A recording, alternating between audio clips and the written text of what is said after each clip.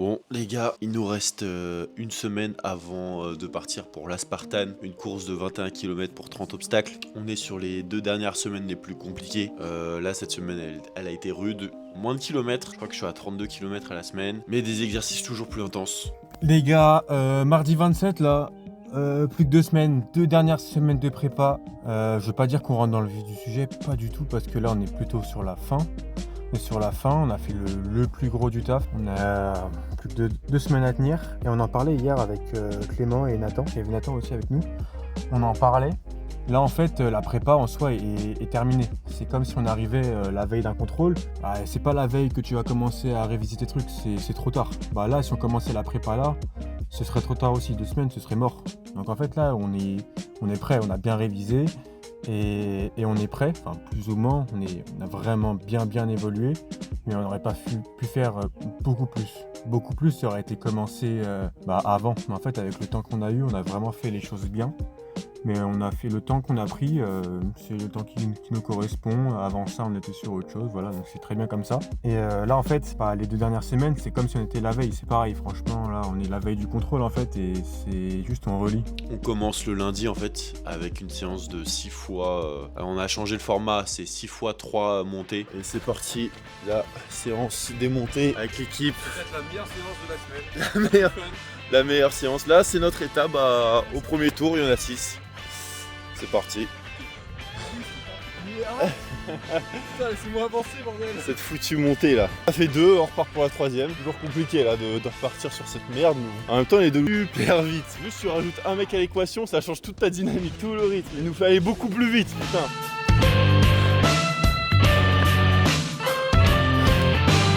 Troisième.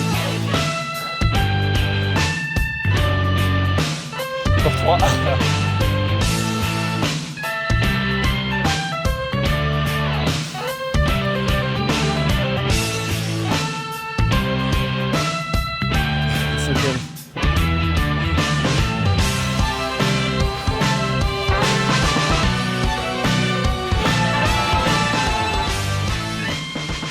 Là, les dernières semaines, ça devient compliqué. Là, je parle de mon point de vue. Je sais pour Clément, évidemment, c'est dur aussi. Clément, il fait le taf toujours. C'est un soldat, c'est un guerrier ultime. Il fait toujours le taf. Il le dit pas forcément, ou il le montre pas forcément, mais c'est dur aussi de son côté. C'est toujours dur de son côté. Et forcément, on va montrer les bons moments, qu'on a le smile, mais il y a les moments où ça rigole plus du tout. Hier, on a fini dans un état, on faisait vraiment pas les malins. On était par terre, allongés au milieu de la rue. C'est pas super glorieux. Mais dans le fond, si ça l'est, parce que la séance était monstrueuse.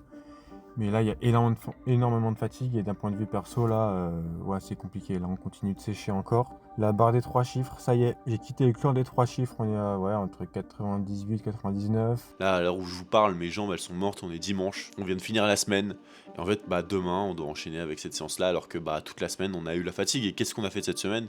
On a continué de s'entraîner comme il faut pour préparer la Spartan, tout simplement. Et moi, de mon côté, les gars, en fait, je continue de m'entraîner pour courir vite longtemps.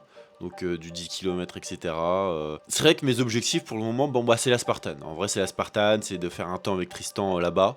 Mais une fois revenu, ça va vraiment être un gros focus. En fait, j'ai 2 focus, les gars. J'ai 2 focus. J'aurai peut-être un combat de MMA à préparer fin juin. Donc voilà, déjà ça. Ou, et ça sera sûrement ce qui arrivera après, descendre en dessous des 40 minutes au 10 km. Et j'en suis vraiment pas loin. J'en suis pas loin parce que quand je fais ma séance 12 km à balle avec 2 km rapides et 2 km lents, les 2 km rapides là, j'ai fait un temps que j'avais jamais fait encore avant.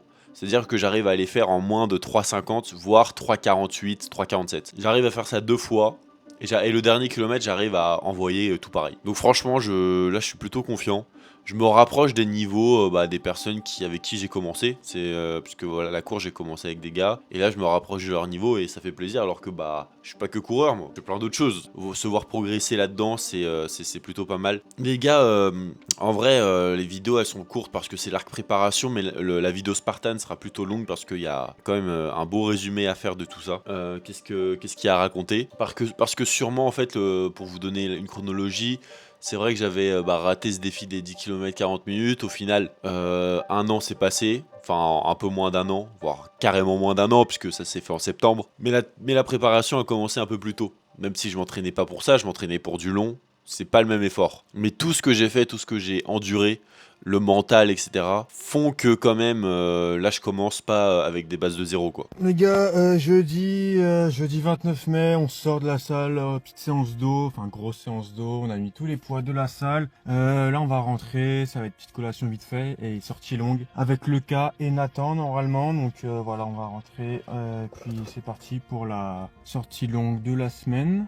Une semaine et demie là. Une semaine et demie de prépa avant quelques jours de récup et le départ. Donc on lâche pas, il y a des hauts, des bas, il y a énormément. Là c'est vraiment les montagnes russes en termes d'humeur, de fatigue, etc. Donc la semaine, typiquement, ça se départage en plusieurs points. D'abord du MMA, 2 fois séance semaine.